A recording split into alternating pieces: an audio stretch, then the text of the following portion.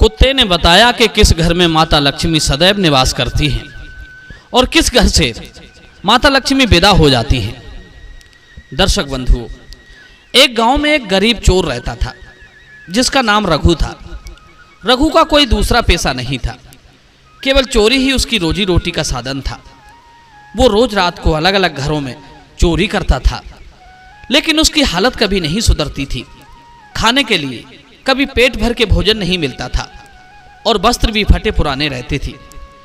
हर रात की चोरी के बावजूद भी उसकी गरीबी मिटने का नाम नहीं लेती थी। एक दिन रघु ने सुना कि गांव के एक धनवान व्यापारी के घर बहुत सारा धन और आभूषण है। वो रात में चोरी करने के इरादे से उसके घर की ओर चला जाता है। जब वो घर में घुसा तो उसने देखा कि घर के मालिक के पास एक कुत्ता और कुतिया थे जो आंगन में बैठे हुए थे। दोनों आपस में बातें कर रहे थे। रघु ने छिपकर उनकी बातें सुनने का फैसला किया। कुतिया ने कुत्ते से पूछा, स्वामी, किस घर में लक्ष्मी सदैव निवास करती हैं और किस घर से वो चली जाती हैं?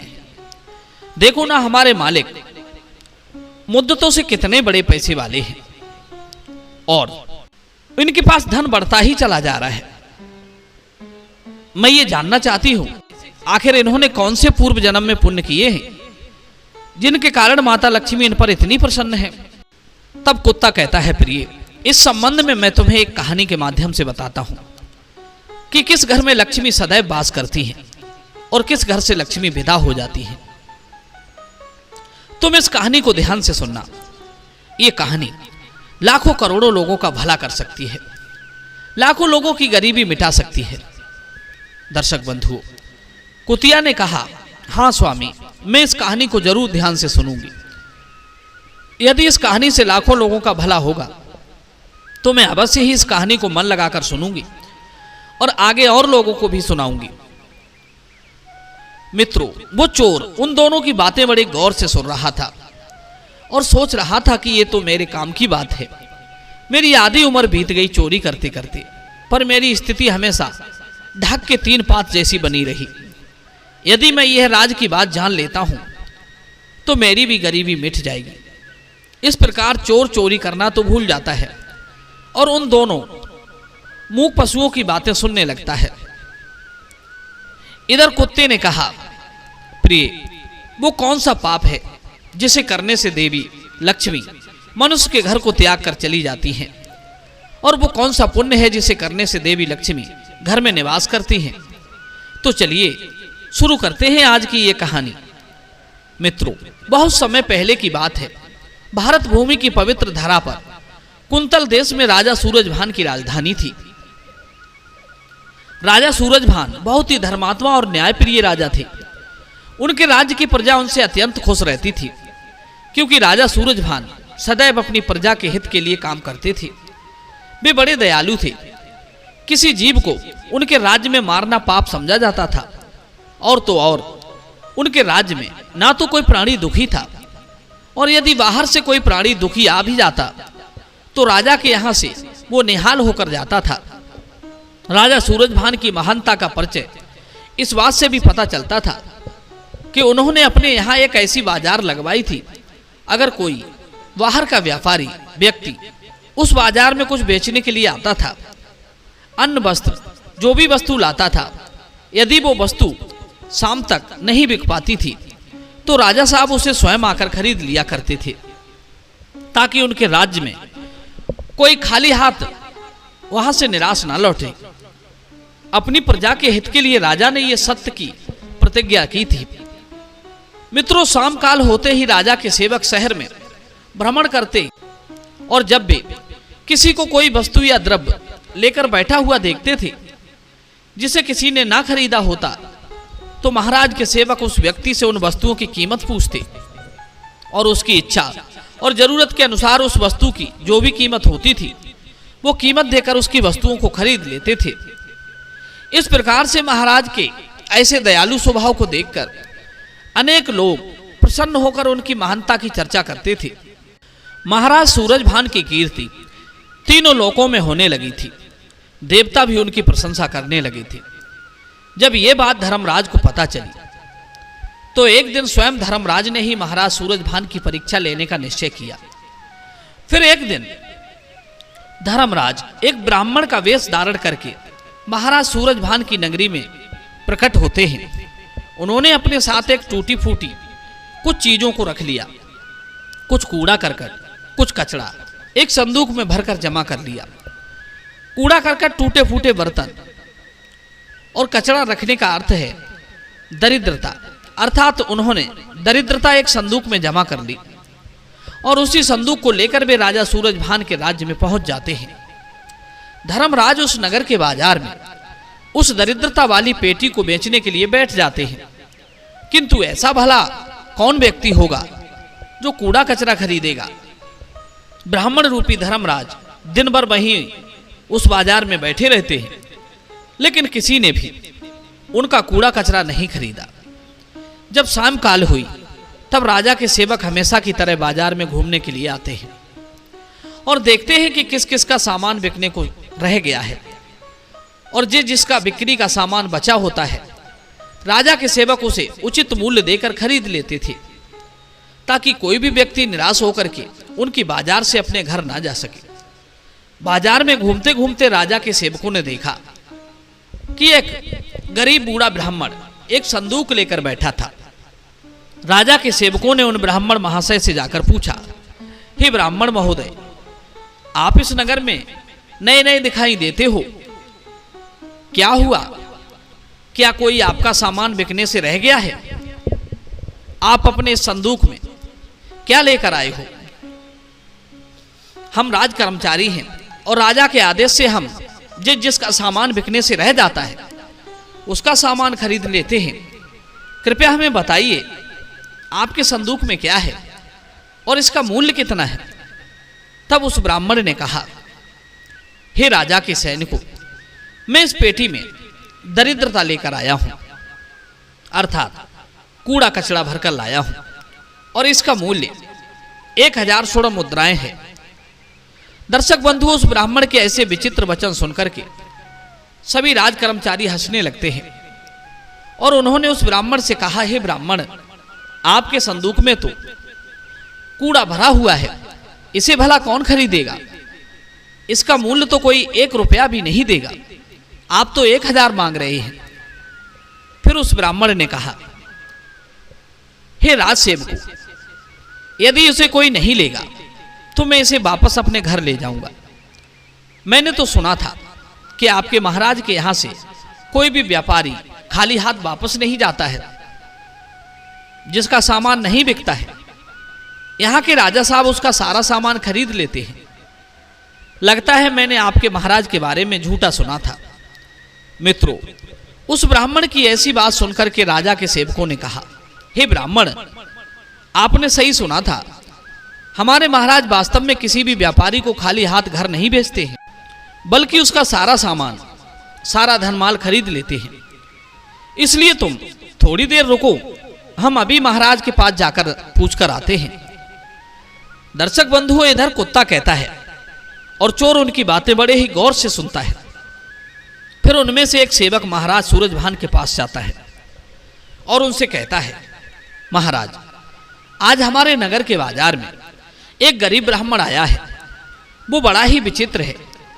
वो अपने संदूक में कूड़ा कचड़ा भरकर लाया है और उसका मूल्य वो 1000 स्वर्ण मुद्राएं बता रहा है।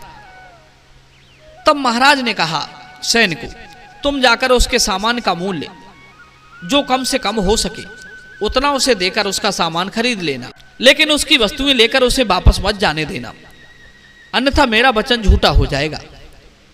मित्रों, फिर राजा के सेवक उस ब्राह्मण के पास जाते हैं और कहते हैं, हे ब्राह्मण, हम तुम्हारे इस संदूक का जो मूल्य है वो 200 स्वर्ण मुद्राएं देंगे।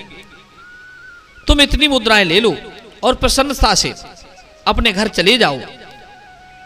राज कर्मचारियों की बात सुनकर ब्राह्मण ने कहा, हे राज सेवकों, मैं 1000 स्वर्ण मुद्राओं से 1 रुपया कम भी नहीं लूंगा। यदि तुम मेरा माल खरीदना चाहते हो तो खरीद लो, नहीं तो मैं अपना माल वापस लेकर चला जाऊंगा।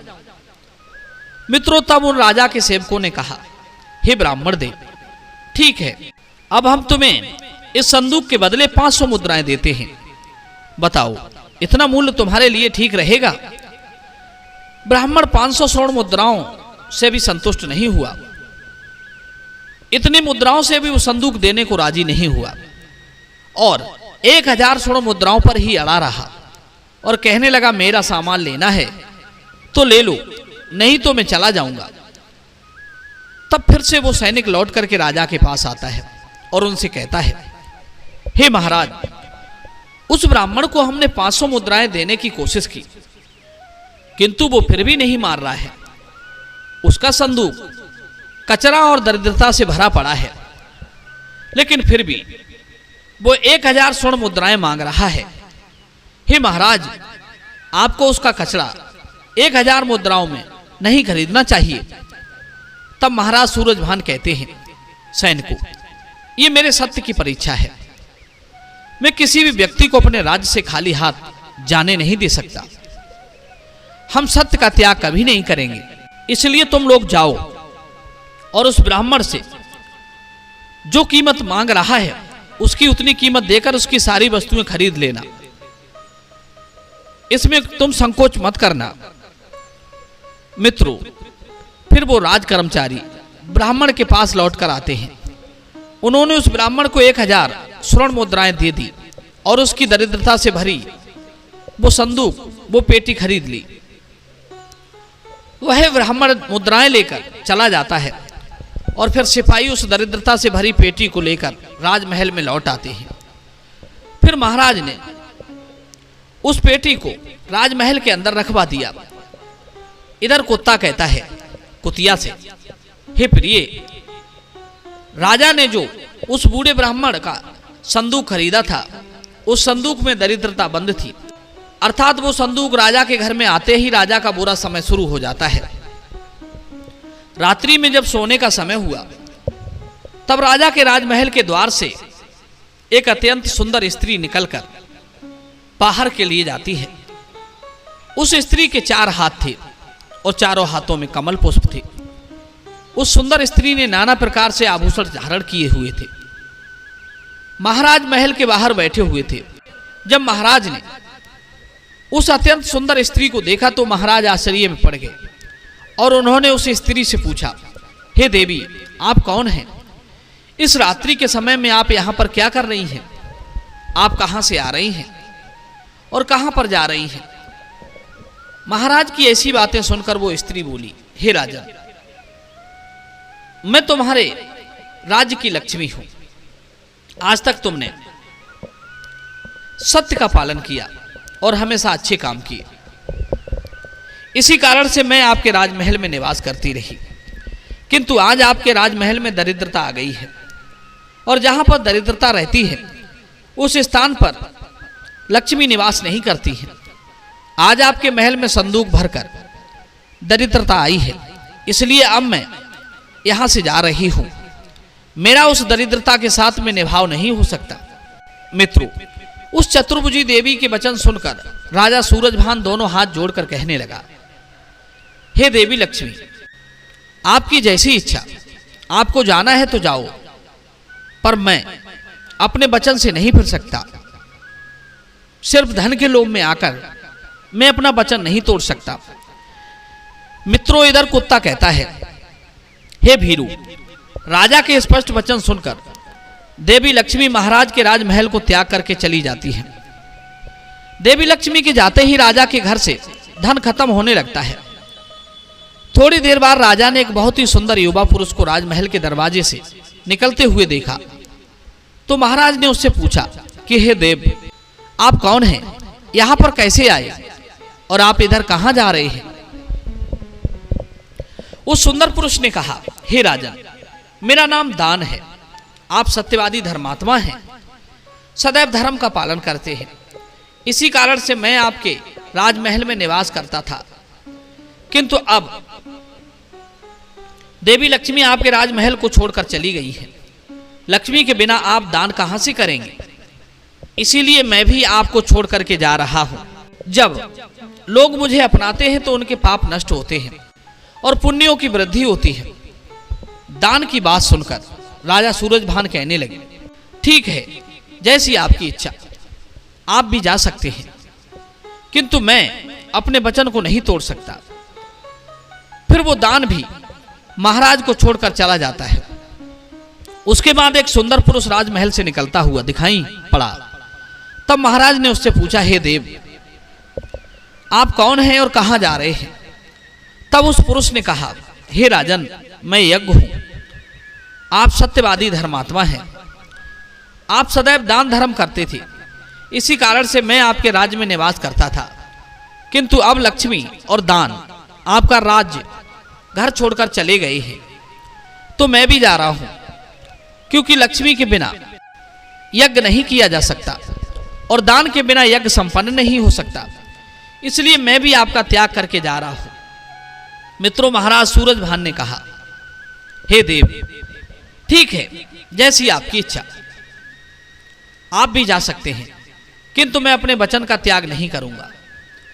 फिर वो यज्ञ भी राजमहल को छोड़कर चला जाता है। फिर कुछ समय बाद एक अत्यंत सुंदर पुरुष राजमहल से जागता हुआ दिखाई देता है। तो राजा ने उससे भी पूछा, हे महाशय, आप कौन हैं और राजमहल छोड़कर आप कहां जा रहे हैं?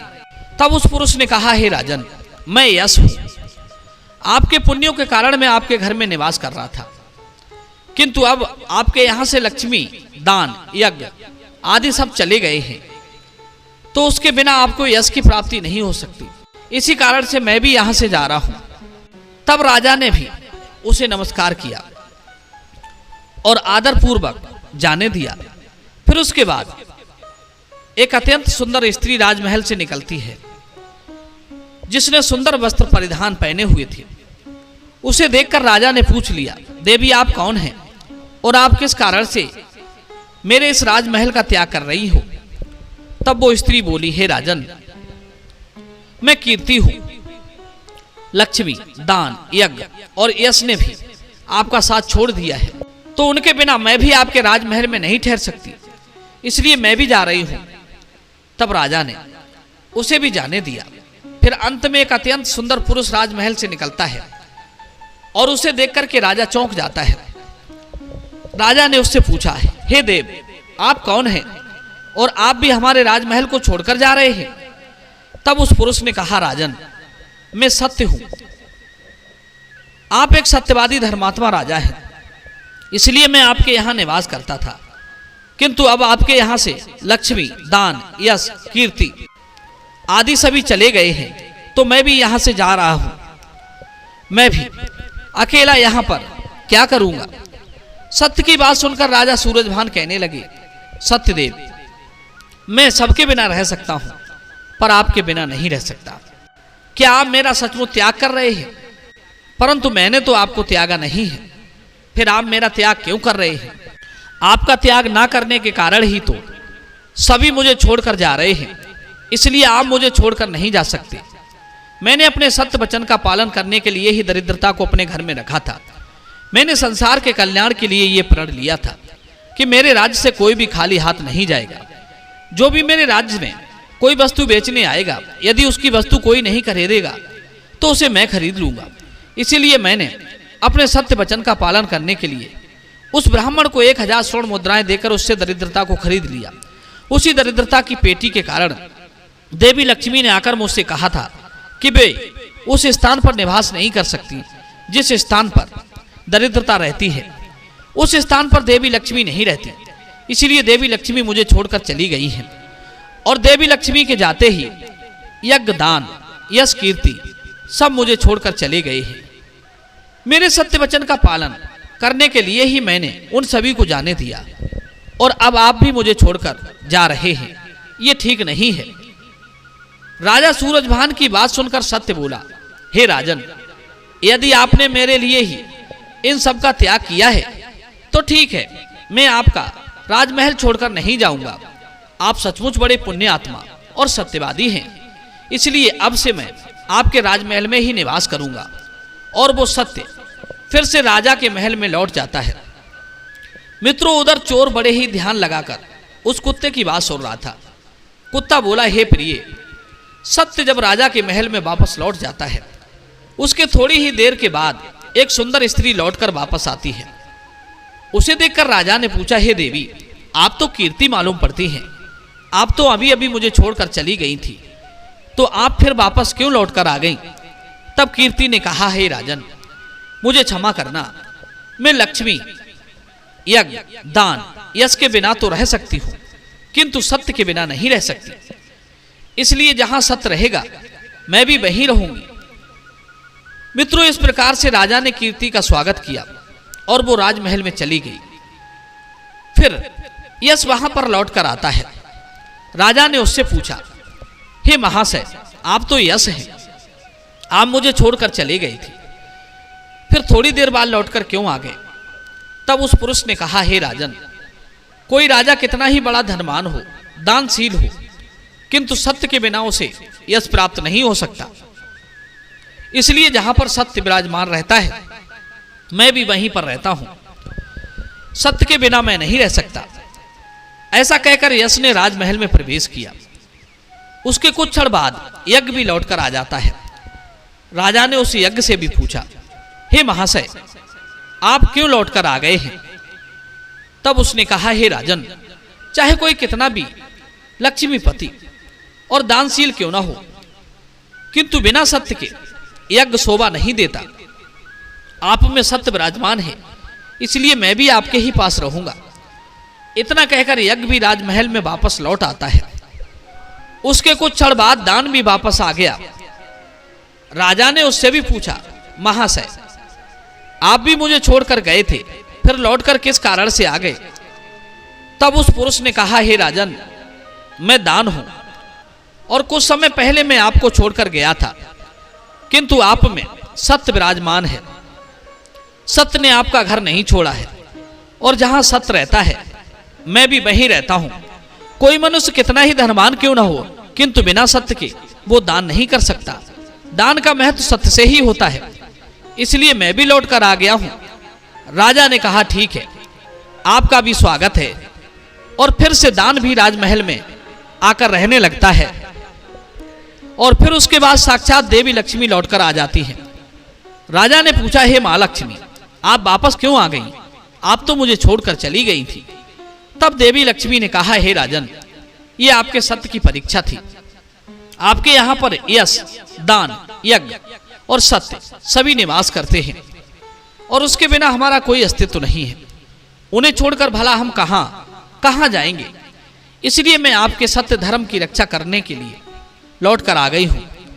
तब राजा ने कहा, हे मां, मेरे यहां पर तो दरिद्रता से भरा हुआ एक संदूक रखा है जिसमें दरिद्रता भरी है। जब तक वो रहेगी आप यहां पर कैसे निवास कर सकती हैं? तब देवी लक्ष्मी ने कहा, हे राजन, मेरी कृपा से वो दरिद्रता से भरी हुई पेटी सोने के रत्नों में बदल जाएगी। इतना कहकर मां लक्ष्मी भी राजमहल में प्रवेश कर जाती है। माता लक्ष्मी के प्रवेश करते ही वो पेटी जिसमें कूड़ा करकट भरा हुआ था, उसमें रतन और स्वर्ण के आभूषण बदल जाते हैं। इसके कुछ ही समय के पश्चात स्वयं धर्मराज ब्राह्मण के रूप में राजमहल में आ गए। तब राजा ने उनसे पूछा, हे ब्राह्मण, आप कौन हैं? आपने तो मेरा त्याग नहीं किया था, फिर आप यहां पर कैसे आ गए? तब उस ब्राह्मण ने कहा, हे राजन, मैं साक्षात धर्म हूं। मैं ही ब्राह्मण का रूप धारण करके आया था और मैंने ही 1000 स्वर्ण मुद्राओं के बदले तुम्हें दरिद्रता भेंट की थी, किंतु तुमने अपने सत्य के बल से मुझे जीत लिया है। इसलिए अब मैं तुम्हें वरदान देने के लिए तैयार हूं। बताओ, मैं तुम्हें कौन सा वर प्रदान करूं? इतना कहकर धर्मराज ने अपना मूल स्वरूप धारण किया। तब राजा सूरजभान ने कहा, धर्मराज, आपके दर्शन करके मैं धन्य हुआ। कृपया आप अपनी कृपा सदैव मुझ पर बनाए रखें, मुझे और कुछ नहीं चाहिए। मित्रों, फिर धर्मराज ने राजा को आशीर्वाद दिया और कहा कि जाओ, कई पीढ़ियों तक तुम्हारे यहाँ सत्य धर्म का पालन होता रहेगा। इतना कहकर धर्मराज उस स्थान से चले जाते हैं। इस प्रकार वो कुत्ता कहता है, हे भीरू, इस प्रकार से सत्य धर्म के कारण ही राजा ने सभी पर विजय प्राप्त कर ली थी। इसलिए मनुष्य को भी कभी भी सत्य का अनादर नहीं करना चाहिए, हमेशा सत्य का पालन करना चाहिए। जो सत्य की राह पर चलता है उसके पास माता लक्ष्मी, दान यज्ञ यश सब उसके पास रहते हैं। कुत्ता गंभीर होकर बोला, प्रिय, लक्ष्मी उस घर में वास करती हैं जहां प्रेम, समर्पण और सत्कार होता है, जहां लोग आपस में एक दूसरे की इज्जत करते हैं, परिश्रम से कमाई करते हैं और दूसरों की मदद के लिए तत्पर रहते हैं। जिस घर में सच्चाई और ईमानदारी का वास होता है वहां लक्ष्मी हमेशा रहती है। कुतिया ने फिर पूछा, हे प्राणनाथ, मैं ये जानना चाहती हूं कि लक्ष्मी किस घर में चली जाती है। कुत्ता बोला, हे भीरू, ध्यान देकर सुनो। जहां झूठ, कपट और आलस का राज होता है, जहां धन को गलत तरीकों से प्राप्त किया जाता है, गलत कार्यों में व्यय किया जाता है और लोग एक दूसरे से बैर रखते हैं, वहां लक्ष्मी अधिक समय तक नहीं ठहरती। ऐसे घर में चाहे कितना भी धन क्यों ना हो, वो धन धीरे धीरे बर्बाद हो जाता है। मित्रों, इधर चोर उन कुत्ता और कुतिया की बातों को बड़े गौर से सुन रहा था। उनकी ये बात सुनकर चोर सोचने लगा, मैं हर दिन चोरी करता हूं, लेकिन फिर भी मेरी स्थिति नहीं सुधरती है। शायद यही कारण है कि मेरे जीवन में कभी लक्ष्मी नहीं टिकती। मित्रों, ये सोचते हुए रघु चोर को अपनी गलती का एहसास होता है। वो तुरंत उस घर से बिना कुछ चुराए वापस लौट जाता है और अगले दिन से उसने ईमानदारी से मेहनत करने का निश्चय किया और सत्य के सहारे जीवन जीने का फैसला किया। कहने लगा कि मैं भूखा रहूंगा, लेकिन सत्य के साथ जीऊंगा और मर भी जाऊंगा तो सत्य के साथ। मित्रों, इस प्रकार उस चोर की धीरे धीरे उसकी स्थिति सुधरने लगी। जब उसकी झोली में सिर्फ धन नहीं बल्कि संतोष और सुख भी था। इस तरह रघु ने सीखा कि लक्ष्मी केवल ईमानदारी और मेहनत से ही आती है और सदा टिकती है। बुरे कर्म करने वाले व्यक्ति जैसे चोर, जुआरी, शराबी, झूठ बोलने वाले, हिंसा करने वाले और ठगी करने वाले धनवान नहीं बन पाते हैं और उनके जीवन में सुख और शांति नहीं रहती। इसके पीछे कई गहरे और व्यवहारिक कारण होते हैं। ये न केवल नैतिक और आध्यात्मिक दृष्टिकोण से सही है, बल्कि मनोवैज्ञानिक, सामाजिक और व्यवहारिक स्तर पर भी इसके प्रभाव स्पष्ट होते हैं। आइए इन कारणों पर विस्तार से चर्चा करते हैं। नंबर 1, धन की अस्थिरता। अन्याय और धोखे से प्राप्त धन अस्थिर होता है। जब कोई बुरे कर्मों के माध्यम से धन अर्जित करता है तो वो धन उसके पास स्थायी रूप से नहीं रहता। चोर या ठग जो धन प्राप्त करता है वो अक्सर जल्दी ही नष्ट हो जाता है, क्योंकि उसमें ईमानदारी और परिश्रम का अभाव होता है। इसके साथ ही बुरे कर्मों से धन प्राप्त करने वाले लोग उसे सही ढंग से निवेश या संचालित नहीं कर पाते, क्योंकि उनकी सोच स्वार्थ और तात्कालिक लाभ पर केंद्रित होती है, ना कि दीर्घकालिक स्थिरता पर। नंबर 2 होता है अपराध और तनाव। बुरे कर्म करने वाले व्यक्ति लगातार डर और अपराध बोध के साथ जीते हैं। चोरों को हमेशा ये डर रहता है कि वे पकड़े जा सकते हैं। झूठ बोलने वालों को यह डर रहता है कि उनका झूठ पकड़ा जाएगा। इस तरह मानसिक तनाव उनके जीवन में सुख और शांति को नष्ट कर देता है। तनाव के चलते उनकी निर्णय लेने की क्षमता कमजोर हो जाती है और ऐसे में वे गलत फैसले लेते हैं जो उनके जीवन को और जटिल बना देते हैं। नंबर 3, सामाजिक संबंधों का टूटना। बुरे कर्म करने वाले लोग सामाजिक रूप से अलग थलग पड़ जाते हैं। ईमानदार और सामाजिक लोग ऐसे व्यक्तियों के साथ दोस्ती या संबंध नहीं रखते जिसके साथ सामाजिक समर्थन कमजोर पड़ जाता है। जब कोई व्यक्ति धोखा देता है या हिंसा करता है तो समाज और परिवार भी उससे दूरी बना लेता है। इसके परिणाम स्वरूप उनका जीवन अकेला और संतुलित हो जाता है। नंबर 4, नैतिकता और आत्मसंतोष का अभाव। नैतिकता और आत्मसंतोष का बुरे कर्मों से सीधा संबंध होता है। जब कोई व्यक्ति गलत तरीके से धन कमाता है तो उसे भीतर से संतोष नहीं मिलता। ये आंतरिक असंतोष उसे मानसिक शांति से दूर रखता है। सुख और शांति केवल बाहरी वस्तुओं से नहीं बल्कि आंतरिक संतुलन और संतोष से मिलती है, जो बुरे कर्म करने वाले व्यक्ति के जीवन में नहीं होता है। नंबर 5, कर्म का सिद्धांत। भारतीय दर्शन और धर्म के अनुसार कर्म का सिद्धांत स्पष्ट करता है कि जो कर्म हम करते हैं उसका प्रभाव हमारे जीवन पर पड़ता है। जो लोग बुरे कर्म करते हैं उन्हें उनके दुष्परिणामों का सामना करना पड़ता है। ऐसे लोग कुछ समय के लिए सफल और धनवान दिख सकते हैं, लेकिन दीर्घकालिक रूप से वे सुख और शांति प्राप्त नहीं कर सकते। उदाहरण के लिए अगर कोई व्यक्ति जुआ खेलकर या ठगी करके धन अर्जित करता है तो वो धन अंततः नष्ट हो जाता है और उस व्यक्ति के जीवन में समस्याएं उत्पन्न हो जाती हैं। नंबर 6, नकारात्मक आदतों का जीवन पर प्रभाव। शराब और नशे की लत बुरे कर्मों के साथ जुड़ी होती है। नशा करने वाले व्यक्ति अपने स्वास्थ्य को बर्बाद करते हैं और उनकी सोचने समझने की शक्ति क्षीण हो जाती है। ये उन्हें और अधिक गलतियों की ओर धकेलता है, जिससे उनका जीवन और अधिक अव्यवस्थित हो जाता है। नशे की लत से व्यक्ति अपनी जिम्मेदारियों से भागता है, जिससे उसके जीवन में अस्थिरता और असंतोष बढ़ जाता है। नंबर 7, संबंधों में विश्वास की कमी। झूठ बोलने और धोखा देने वाले व्यक्ति दूसरों के विश्वास को तोड़ते हैं। जब किसी व्यक्ति पर भरोसा नहीं किया जा सकता तो उसे समाज और परिवार में किसी प्रकार का सामान्य या समर्थन नहीं मिलता। जब विश्वास की कमी के कारण वे अपने व्यक्तिगत और पेशेवर जीवन में प्रगति नहीं कर पाते हैं, इसके परिणाम स्वरूप बुरे कर्म करने वाले व्यक्ति हमेशा अकेलेपन और असुरक्षा के शिकार होते हैं। नंबर 8, विकास की संभावनाओं का अभाव। बुरे कर्म करने वाले लोग स्वयं के विकास और सुधार की संभावना खो देते हैं। जब कोई व्यक्ति चोरी, ठगी या झूठ बोलकर धन कमाने की कोशिश करता है तो उसके व्यक्तिगत और व्यवसायिक कौशल विकसित नहीं होते। इससे उसकी लंबी अवधि की सफलता और धन की स्थिरता बाधित होती है। नंबर 9, स्वास्थ्य और जीवन शैली का अभाव। जो लोग शराब, जुआ, हिंसा जैसे बुरे कर्म करते हैं वे अपने शरीर और मन दोनों को हानि पहुंचाते हैं। अनियमित जीवन शैली, तनाव और अस्वास्थ्यकर आदतें उनके स्वास्थ्य को बिगाड़ती हैं।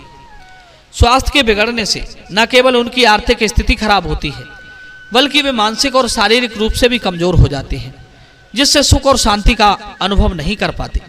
नंबर 10, लक्ष्मी का अस्थिर वास। लक्ष्मी धन की देवी है।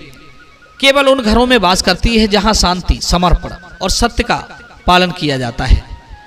बुरे कर्मों से अर्जित धन अस्थिर होता है और उसे सदैव लक्ष्मी का आशीर्वाद नहीं मिलता। इसलिए धन का संचय होते हुए भी बुरे कर्म करने वाले लोग कभी स्थायी सुख और शांति का अनुभव नहीं कर पाते हैं। अंत में बुरे कर्म करने वालों के जीवन में धन, सुख और शांति का अभाव इस बात का प्रमाण है कि नैतिकता, सच्चाई और ईमानदारी से जीना ही दीर्घकालिक सुख और स्थिरता का मार्ग है। बुरे कर्म से अर्जित किया गया धन केवल तात्कालिक होते हैं। तो मित्रों, इस संबंध में आपके क्या विचार हैं? कमेंट सेक्शन में अपनी राय जरूर भेजना। मिलते हैं आपसे अगली वीडियो में एक और चर्चा के साथ। आप सभी का बहुत बहुत धन्यवाद। जय श्री कृष्ण।